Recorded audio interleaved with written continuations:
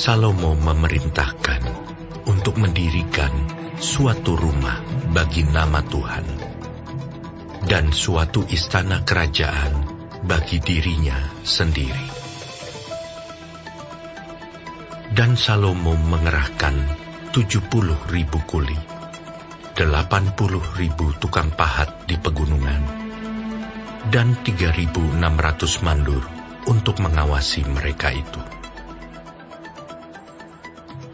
Lalu Salomo mengutus orang kepada Huram, raja negeri Tirus, dengan pesan, "Perbuatlah terhadap aku seperti yang kau perbuat terhadap ayahku Daud, ketika engkau mengirim kayu aras kepadanya, sehingga ia dapat mendirikan baginya suatu istana untuk tinggal di situ.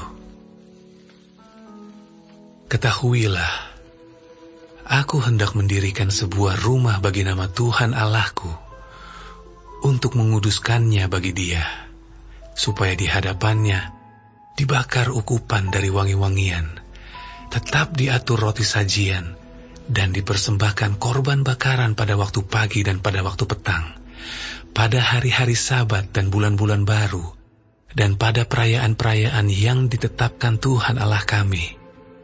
Sebab semuanya itu adalah kewajiban orang Israel untuk selama-lamanya. Dan rumah yang hendak kudirikan itu harus besar, sebab Allah kami lebih besar dari segala Allah. Tetapi siapa yang mampu mendirikan suatu rumah bagi dia, sedangkan langit, bahkan langit yang mengatasi segala langit pun tidak dapat memuat dia? Dan siapakah aku ini, sehingga aku hendak mendirikan suatu rumah bagi dia, kecuali sebagai tempat untuk membakar korban di hadapannya? Maka sekarang, kirimlah kepadaku seorang yang ahli mengerjakan emas, perak, tembaga, besi, kain ungu muda, kain kirmizi, kain ungu tua, dan yang juga pandai membuat ukiran, untuk membantu para ahli yang ada padaku di Yehuda dan di Yerusalem, yang telah ditunjuk ayahku, Daud. Kirim juga kepadaku kayu aras, sanobar, dan cendana dari gunung Libanon, sebab aku tahu bahwa hamba-hambamu pandai menebang pohon dari Libanon. Dalam pada itu, hamba-hambaku akan membantu hamba-hambamu untuk menyediakan bagiku sejumlah besar kayu, sebab rumah yang hendak kudirikan itu harus besar dan mentakjubkan.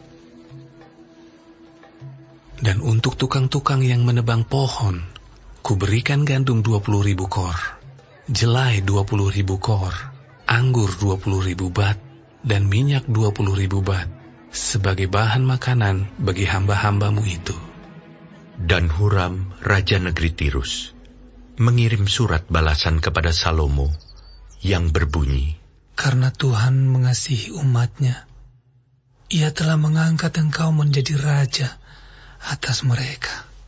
Lalu Huram melanjutkan, "Terpujilah Tuhan, Allah orang Israel, yang menjadikan langit dan bumi, karena Ia telah memberikan kepada Raja Daud seorang anak yang bijaksana, penuh akal budi dan pengertian, yang akan mendirikan suatu rumah bagi Tuhan dan suatu istana kerajaan bagi dirinya sendiri. Maka sekarang aku mengirim seorang ahli yang penuh pengertian, yakni Huram Abi, anak seorang perempuan dari Bani Dan, sedang ayahnya orang Tirus. Ia pandai mengerjakan emas, perak, tembaga, besi, batu, kayu, kain ungu muda, kain ungu tua, lenan halus, dan kain kirmisi, dan juga pandai membuat segala jenis ukiran.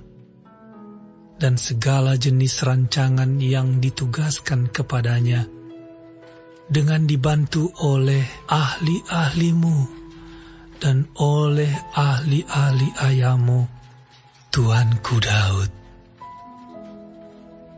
Baiklah sekarang, Tuanku kirim kepada hamba-hamba Tuanku gandum dan jelai, minyak dan anggur yang telah Tuanku sebutkan itu. Dan kami akan menebang kayu dari gunung Libanon sebanyak engkau perlukan, dan membawanya kepadamu dengan rakit-rakit melalui laut sampai ke Yafo, dan engkau dapat mengangkutnya ke Yerusalem.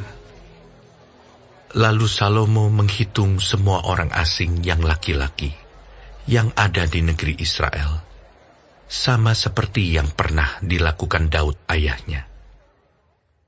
Maka terdapatlah 153.600 orang. Dan dari antara mereka, 70.000 orang dijadikannya kuli, 80.000 orang tukang pahat di pegunungan, dan 3.600 orang mandor yang harus menyuruh orang-orang itu bekerja.